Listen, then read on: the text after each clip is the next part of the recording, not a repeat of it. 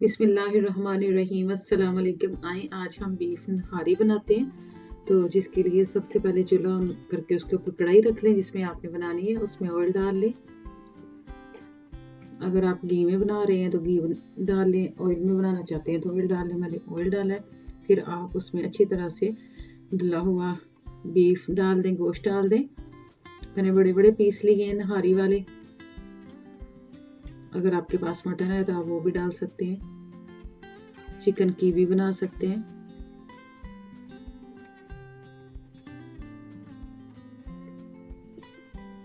मैंने अच्छी तरह से धो के उसको छलनी में रख दिया था ताकि उसका पानी निकल जाए।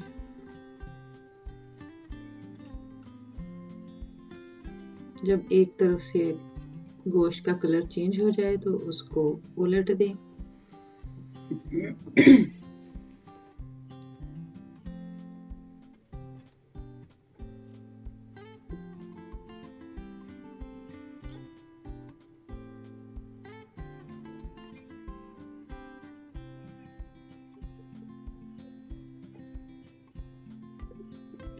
निहारी में ज्यादा तेल डलता है इसलिए मैंने ज्यादा तेल डाला।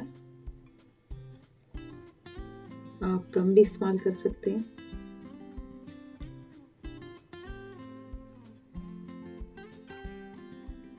अब हम उसमें ग्राइंड किया हुआ लहसुन, अदरक, थोड़ी सी सब्ज मिर्च और प्याज डाल देंगे।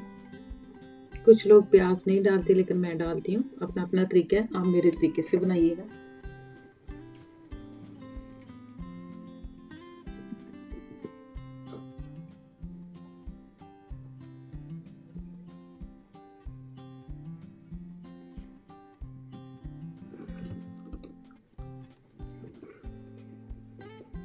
मसाले के लिए जगह बना लें। पीस बड़े हैं इसलिए उसको पलटने में थोड़ी मुश्किल आ रही है, इसलिए मैं आहिस्ता आहिस्ता उनको पलट रही हूँ।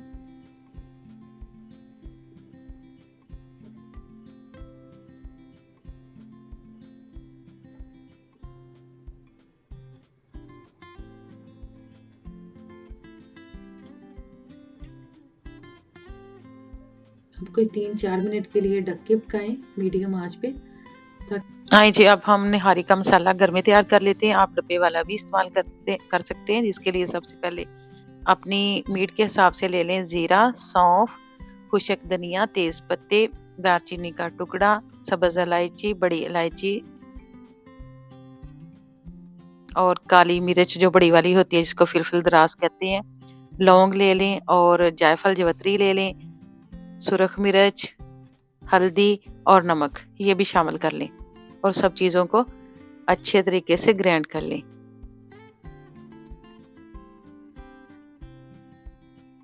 अब 4-5 मिनट के बाद चेक करते हैं।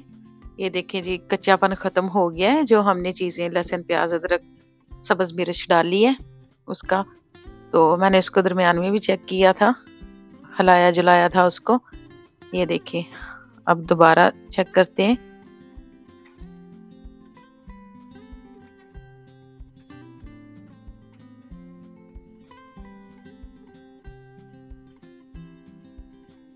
अब हम उसमें जो हमने मसाला ग्राइंड किया है वो डाल देंगे।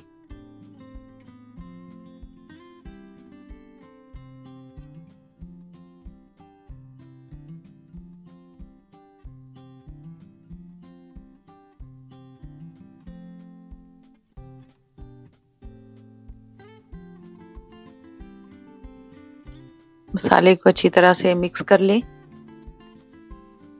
और 2-3 मिनट के लिए अच्छे तरीके से भून लें। ये ख्याल रहे कि मसाला अच्छी तरह से भुना हुआ हो।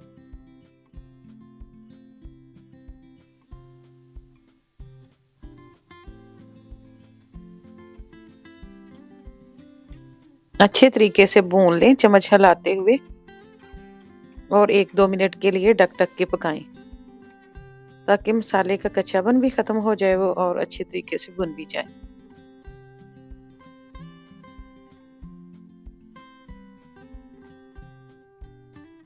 जब आपको महसूस हो कि अच्छी तरीके से मसाला भुन गया है तब आप उसमें पानी डाल दें अपनी ज़रूरत के मुताबिक, जितना आपको चाहिए अपनी फैमिली के हिसाब से उसमें पानी ऐड कर दें।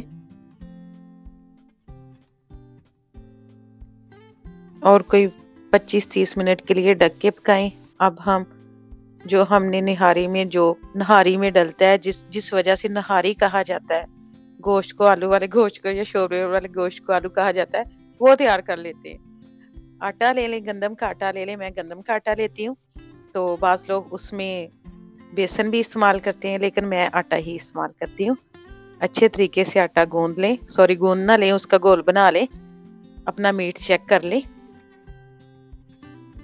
मीट अगर गल गया है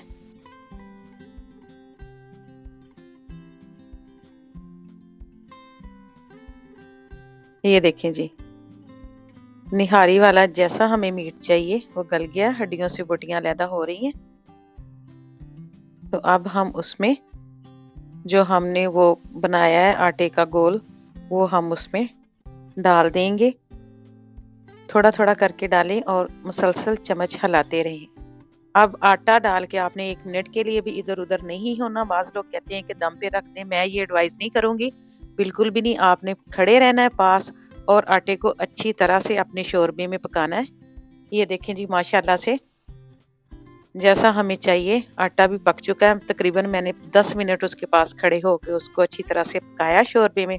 अब हमारी निहारी ये देखें तैयार है। लास्ट में आप जूलियन कट में उसमें अदरक और सब्ज़ मिर्च डाल दें। हमारी निहारी तैयार है। अपना ख्याल रखिएगा, मुझे याद रखिएगा। अल्लाह हाफिज़।